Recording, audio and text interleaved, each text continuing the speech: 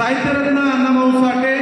यांच्या 104व्या जयंती महोत्सवाला कार्यक्रमात उपस्थित राहणे हे नसल्यास करणारी दिलगिरी व्यक्त करतो व भारत देशातील तमाम मातंग समाज विविध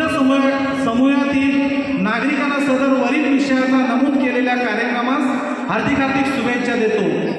आणि आपण भारतीय लहुजी सेना या सामाजिक संघटनेच्या माध्यमातून सामाजिक, सांस्कृतिक, शैक्षणिक,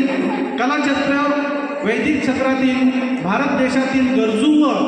पीडित नागरिकांना सहकार्य करण्याचे उत्कृष्ट कार्य आपल्या हातून घडत आहे आणि यापुढे घडत राहावे अशा शुभेच्छा देतो व आपल्या संघटनेच्या वतीने हार्दिक स्वागत करतो। माननीय नरहरी झिरवाल साहेब आहेत आणि ह्यांनी हा संदेश पाठवलेला आहे। बंधूंनो,